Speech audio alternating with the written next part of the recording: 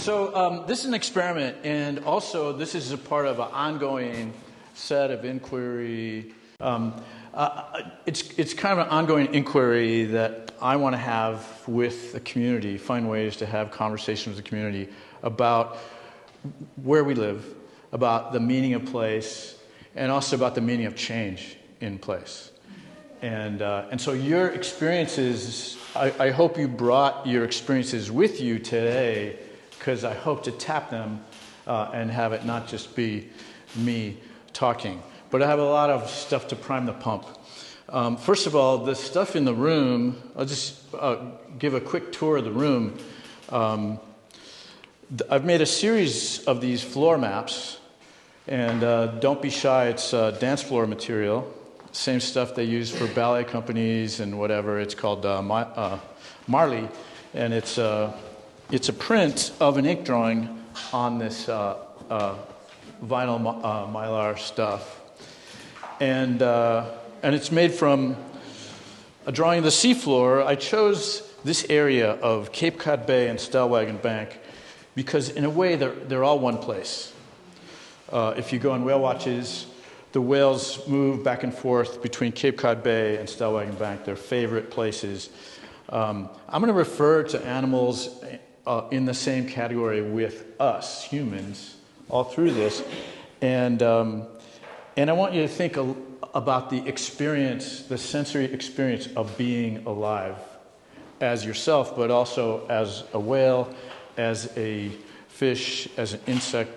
There's these worlds, and I'm just going to point out a couple of my fantastic reference books. This book is An Immense World by Ed Young. He's a science writer, and he explores all the senses that animals have and how the world is created by your senses.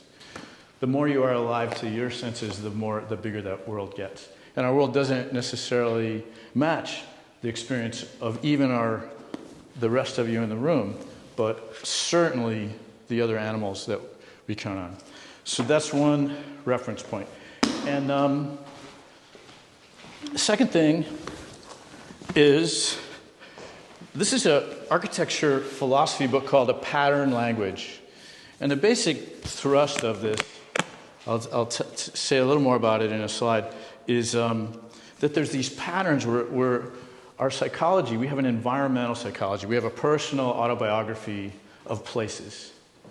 From your earliest memories, your experience created a resonance of places. And those places, they have a color and a feeling and closure. We connect them with security and safety, or with exuberance and wonder, and and it's a really cool thing to, as an artist or just as a person with a creative instinct, to explore how are you programmed to place? If you climb to the top of a mountain, do you want to dangle your feet? Is that thrilling? Or do you want to be as safe and secure as possible in a little New England nook with a canopy of trees over you and tightly wrapped? Everyone has something. It's important to realize some people are comfortable, some people aren't. So these patterns are kind of it's an encyclopedia of all of these patterns that are reflected in architecture, town design, and the landscape. And so I'm going to talk a lot about that. And here. What else do I need to say? Okay, so I made the big whale. It's almost life-size for a small right whale. And just to work around the room, we have an early chart from Stormy Mayo of the New York Bight and the Gulf of Maine, showing Cape Cod. And then this was an idea. If you take that idea of places and resonance, what are the characteristics of the ocean environment? What are the characteristics of the coastal environment? There's the water column, pelagic. There's plastics. There's weather. There's each animal with its own lifeway and experience. Sharks are older than trees. The first shark was 100 million years before the first tree. There's this microscopic world, oxygen and water chemistry, predators and prey,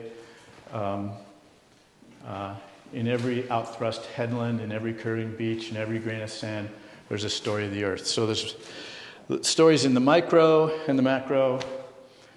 And so I got the idea for these posters from, I don't know if you know, Felipe Ortiz. He's a mural artist in town. And he brought a bunch of these Colombian artist political posters, letterpress, cool stuff. There's tons of people doing this kind of community-based artwork to advocate a cause, to draw attention to something that's so compelling. And I'm like, why don't I use that style to bring together science ideas and this feeling of nature? So that's what these are, kind of like imitating the style of these Latin American political letterpress work into these quick impressions, ideas. I threw these up just because I drew these in college 45 years ago. And they reflect some of the things that I love about what we're talking about, these systems, how estuaries and marshes, both in the Pacific and Atlantic. And, I'm not going to go into that, but I was like, oh, I'm still doing this. Something that I started in 1980, I'm still doing it. So let's look at some slides. I think that's... So I wanted not necessarily do a land acknowledgement, but just to say that this ocean habitat, this coast, was a gigantic kelp highway for humans. First humans came here when the glaciers retreated, maybe earlier, probably earlier.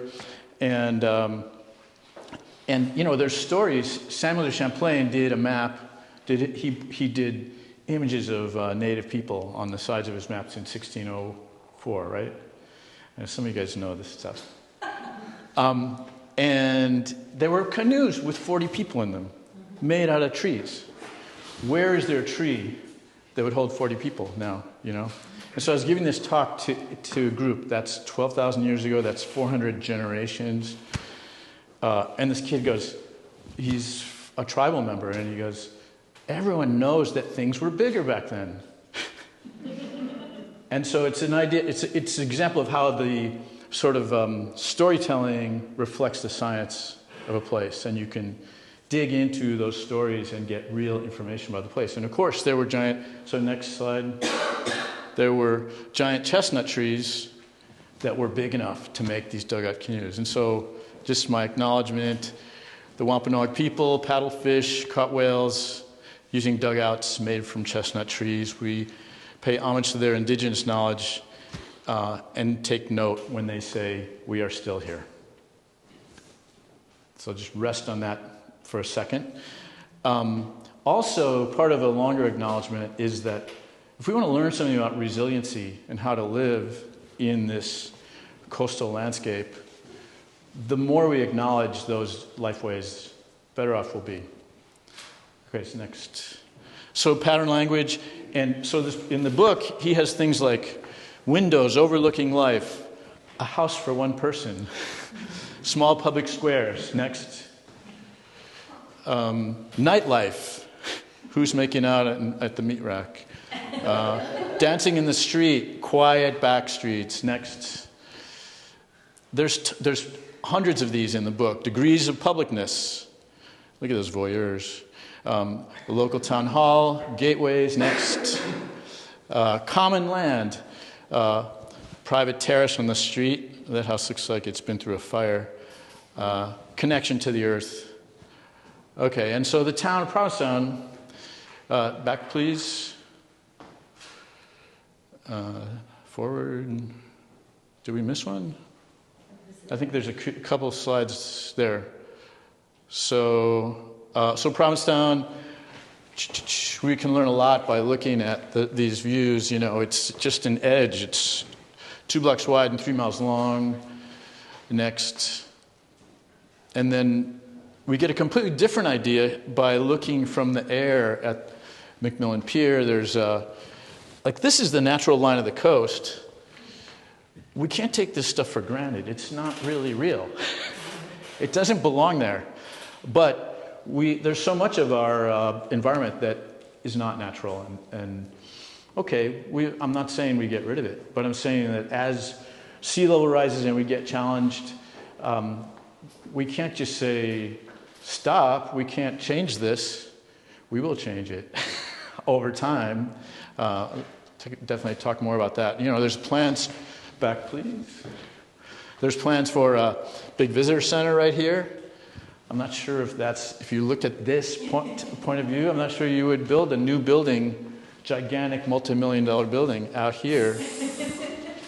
When this wasn't here, there was a natural beach going right up to the businesses. Next. So a lot of what I'm looking at is how do we interpret the landscape? And so these are the flood zones. So there's areas that are already right now in flood risk. People know that. These maps are published. This is the velocity zone where wave attack happens, and then these are the more passive flooding areas, which we've already experienced. And then and these are isolated, but look at this. Route 6 goes right through a whole series of bogs. What happens when groundwater rises? Is it going to be all on stilts? Anyway, it's context. So next.